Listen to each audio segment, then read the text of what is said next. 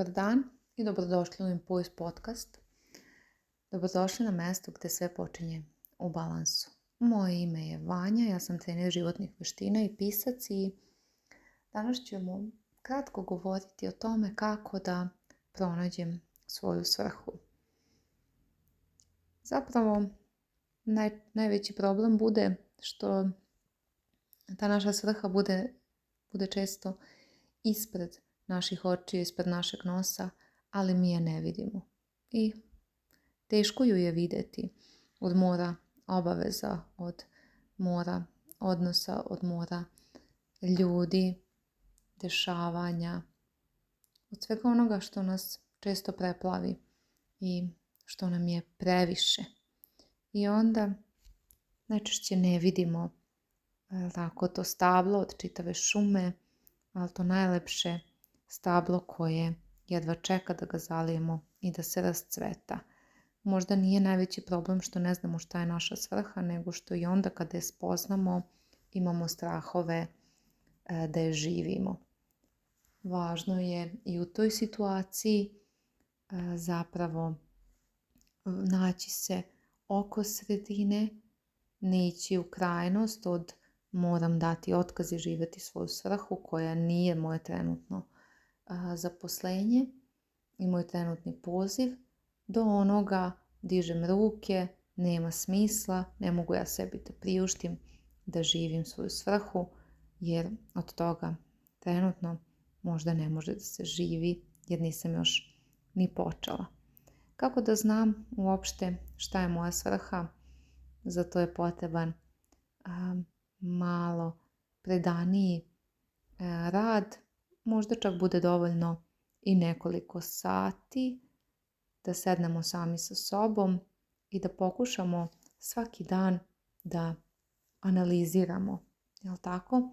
Da pokušamo svaki dan da vidimo šta je ono što nas je u tom danu usrećilo, kada smo se osjećali dobro, da li sam se osjećala dobro kad sam radila, da li sam se osjećala dobro kad sam pomogla slučajno nekoj bakici da pređe put, da li sam se osjećala dobro kada sam porazgovarala sa nekim malim detetom u prolazu ili u prodavnici, da li sam se osjećala dobro dok sam saslušala svoju koleginicu koja mi se jadala, a ja sam joj davala savjete i imala sam strpljenje i volju da joj pomognem.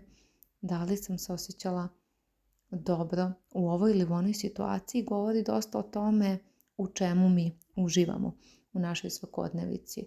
Ako uspemo dovoljno da budemo istrajni, da svakodnevno zapisujemo u kojim situacijama u svakodnevici smo se osjećali dobro, u kojima loše, saznaćemo mnogo o sebi. Tako da, eto, i odgovora na pitanje koje je neko postavio na našoj Instagram stranici kako da radim na sebi.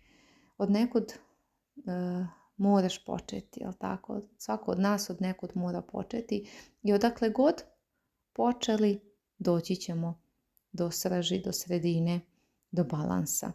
Samo ne smemo odustati već odmah na početku, jer ponekad je taj početak onako dosta zbrkan, ponekad je taj početak na nekim nesigurnim klimavim, na bambi nogama, ali i bambi je prohodao, pa Bože zdravlje, prohodat ćemo i mi i doći ćemo do svoje svrhe. Tako da, eto, možda danas ideje kako da dođem do svoje svrhe tako što ću voditi dnevnik svojih osjećanja u vezi sa stvarima koje ispunjavaju moj život.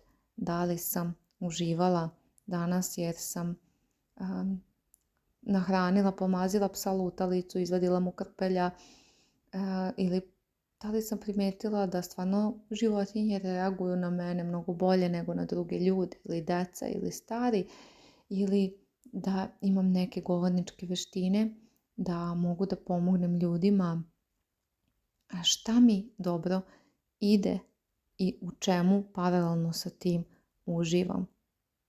To je prvi korak ka života u skladu sa sobom. A svi mi negde treba da težimo tome da živimo u skladu sa sobom, a ne u skladu sa onim što nam je nametnuto kao neka društvena norma, kao neka očekivanja. Eto, kada sam jutros otišla da budem gost na crkvenom radiju, pa da mi je neko rekao da će neko tamo zatražiti moje mišljenje o običnim životnim temama, da mi je neko to rekao pre 10 godina, ja bih rekla pa nema šanse. Često kažemo sebi, nije to mesto za mene, nije to poziv za mene. Ima dosta ljudi koji završe neke velike, visoke, teške škole i onda shvate da ih to uopšte ne ispunjava. I onda mahom skloni smo da te ljude posmatramo kao gubitnike, da ih posmatramo kao čoveče, pa on je završio za lekara, eno ga sada tamo hekla neki igrački i uživa u tome i to prodaje. Skloni smo da osuđujemo i onda kada smo duboko u sebi, možda kada zavidimo nekome što je uspeo da se otisne, često čujemo da je neko bio uspešan advokat, pa je onda batalio sve to i krenuo ka svom, na primjer, hobiju, ka slikarstvu ili ka muzici i totalno se prebacio i živeo svoju svrhu. Živjeti svoju svrhu ne znači da ćete imati možda bolju financijsku situaciju radeći to, ali isto tako, kako sam rekla, ne moramo možda za početak i živjeti od toga u materijalnom smislu. Možda baš i jeste to ta sredina, možda i nama za početak naša svrha bude neki balans u odnosu na onaj posao koji trenutno moramo da zadržimo, jer nismo u mogućnosti da i fizički živimo od onoga što nam psihički hrani dušu. Tako da, pored toga što ćemo voditi dnevnik o tome u čemu uživamo i šta nam dobro ide svakoga dana i šta nam budi neke dobre osjećaje, valja nam se malo vratiti i u prošlost, valja nam se vratiti u detinjstvo, u naše snove koje smo imali kad smo bili mali, u naše hobije, u naše sposobnosti i tako dalje i tako bliže. Tako da, eto neki presek kada se napravi onih snova na kojima smo nekada težili i onoga što nas danas usrećuje, možemo napraviti malu anketu pa pitati i druge ljude kako oni nas vide, pitati nama bliske ljude koji nas dobro poznaju što oni misle da je naša svrha. I onda napraviti onako presek svih tih skupova i osamiti se i verujem da ćemo doći do nekog zaključka. Verujem da će nam se bar nešto nazreti i zar ne bi bilo divno da svi krenemo ka tom životu svrsishodnom, jel tako? A kažite mi još samo jedno, da li se i vi plašite šta će okolina reći ukoliko vi počnete da živite svoju svrhu koja je apsolutno drugačija od onoga na što su ljudi od vas navikli da dobijaju. Tako na što su ljudi navikli da vi radite, da ste vi završili, da ste vi u tome dobri.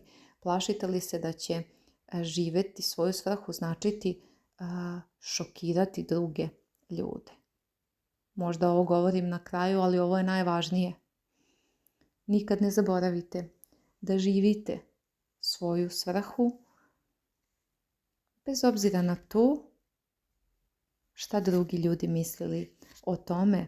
A za kraj ću citirati Elizabeth Kubler-Ross koja svoj esej počinje baš ovim rečima. Mišljenje koje ljudi imaju o vama je njihov problem, ne vaš. Ovo je vrlo važno da znate. Ako imate čistu savjest i radite posao sa ljubavlju, drugi će vas pljunuti i pokušati da vam zagorčaju život. Onda, 10 godina kasnije, dobijete 18 počasnih doktorata za isti rad. To je moja priča. Neka to bude i vaša priča i verujte, živjeti svoju svrhu znači ne izgubiti ni jedan sekund svog vremena, a život je ponekad sekunda, ponekad taj sekund bude čitava večnost, a vi ste za večnost stvoreni. Želim vam lijep ostatak dana i ne zaboravite da zapratite Impuls na Instagramu i da budete u toku sa svim našim dešavanjima, programima i sjajnim sadržajem koji kreira naš tim.